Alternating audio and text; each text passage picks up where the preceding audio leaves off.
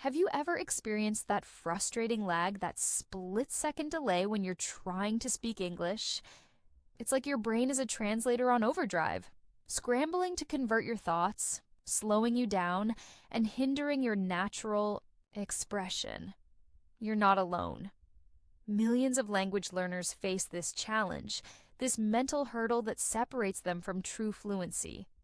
But what if I told you there's a way to bypass this translation process, to rewire your brain and think in English as effortlessly as you do in your native language?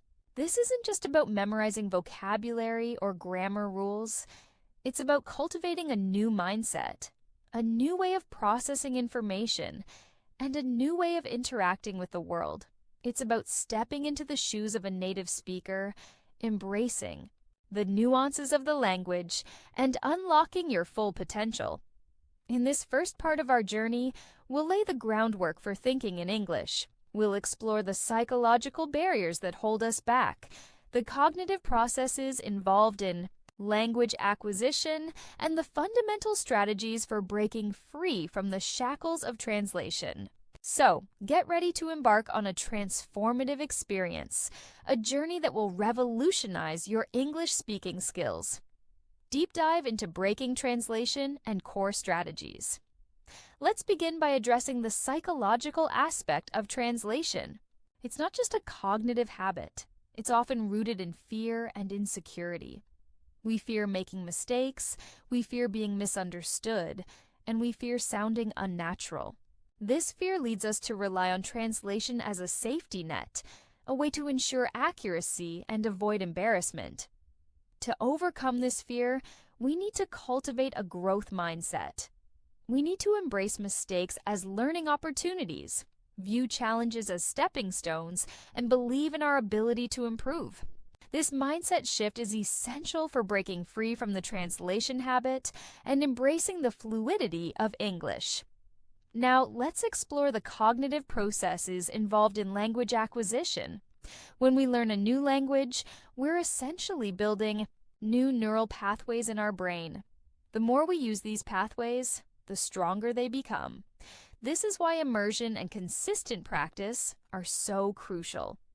To strengthen these pathways, we need to engage in active learning. This means going beyond passive consumption and actively participating in the language learning process. We need to speak, write, listen, and read in English as much as possible. Let's discuss the power of context. Don't just learn words in isolation. Learn them in context, within phrases, sentences, and conversations. This will help you understand their meaning and usage in a more natural way. Also, let's discuss the importance of sensory learning. Connect English words with your senses. When learning the word fragrant, don't just see the word, imagine the smell, the feeling of flowers. This helps you create a deeper and more memorable connection. Think about the way children learn language. They don't rely on translation. They learn through observation, imitation, and interaction. We can learn a lot from their approach. Embrace the power of imitation. Listen to native speakers, mimic their pronunciation and intonation, and try to replicate their speaking patterns. Don't be afraid to use visual aids. Create mind maps, diagrams, and flowcharts to visualize the relationships between words and concepts. This will help you organize your thoughts and express them more effectively in English. And let's explore the power of storytelling in more detail. Create your own stories, write them down, and then tell them aloud. This combines the benefits of writing and speaking, creating a powerful learning experience. We need to dive deeper into how to handle idioms, analyze them, break them down, and understand their historical context. Find the story behind the idiom. And when you speak to yourself, try using different voices, different accents, and different personas. This will help you become more comfortable with the fluidity of the English language. Finally, let's discuss the importance of patience. Thinking in English is a gradual process. Don't expect to see results overnight. Celebrate your progress, no matter how small, and keep moving forward. Part 1.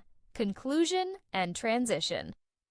This first part has laid the groundwork for thinking in English. We've explored the psychological barriers, the cognitive processes, and the fundamental strategies for breaking free from the translation habit. In the second part, we'll delve deeper into advanced techniques, explore the nuances of native English thinking, and provide you with practical exercises to accelerate your progress. Stay tuned and get ready to take your English skills to the next level. Part 2, Advanced Techniques and Native-like Thinking. Part 2, Intro. Building on Part 1 and introducing advanced concepts. Welcome back. In the first part, we explored the foundational principles of thinking in English. We discussed the psychological barriers to overcome, the cognitive processes involved, and the essential strategies for breaking free from translation. Now, in this second part, we'll delve into advanced techniques, explore the nuances of native English thinking, and provide you with practical exercises to accelerate your progress.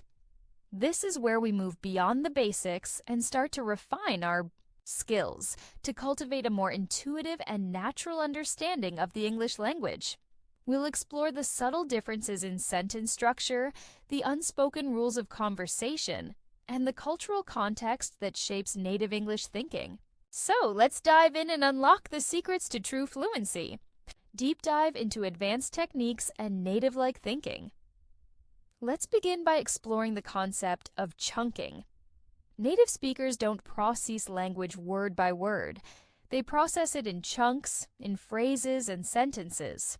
This is why learning phrases and idioms as complete units is so important. Try to identify common chunks of language in your daily conversations. Pay attention to how native speakers group words together, and try to replicate their patterns. We'll also explore the importance of intonation and stress. Native speakers use intonation and stress to convey meaning, to emphasize certain words, and to express emotions. Pay attention to these subtle cues and try to incorporate them into your own speaking. Let's discuss the role of cultural context. English is not just a language, it's a reflection of culture. Understanding the cultural context of English speaking. Countries will help you understand the nuances of the language and communicate more effectively. We will explore the importance of thinking in English across different contexts. Practice thinking in English during different activities, in different settings, and with different people. This will help you become more adaptable and fluent in various situations. Let's consider the power of using English to solve problems. When facing a challenge, try to think about it in English. Brainstorm solutions, analyze the situation, and communicate your ideas, all in English. We'll discuss the importance of using English for creative expression. Write poems, songs, and stories in English. This will help you develop your creativity and express yourself more authentically in the language. We'll also discuss the importance of learning to think abstractly in English. Explore philosophical concepts, discuss current events, and engage in thought-provoking conversations, all in English. And let's explore the power of internal monologue. Practice narrating your thoughts in English. Describe your feelings, your opinions, and your observations, all in English. Finally, let's emphasize the importance of continuous learning. Never stop learning, never stop exploring, and never stop pushing yourself to improve. The journey to fluency is a lifelong adventure. Part 2, Conclusion and Final Call to Action. This second part has provided you with advanced techniques and insights into native English thinking. By incorporating these strategies into your daily life, you'll be well on your way to achieving true fluency. Remember, thinking in English is not just about mastering a language. It's about transforming yourself. It's about opening your mind to new perspectives, new cultures, and new ways of thinking. So, embrace the journey, celebrate your progress, and never stop learning. And most importantly, believe in yourself. You have the power to think in English, to speak fluently, and to connect with the world in a more meaningful way. Thank you for joining me on this transformative journey. If you found these insights valuable, please share this video with your fellow learners. And don't forget to subscribe to our channel for more in-depth tutorials and inspiration. Keep practicing, keep exploring, and keep thinking in English. The world is waiting to hear your voice.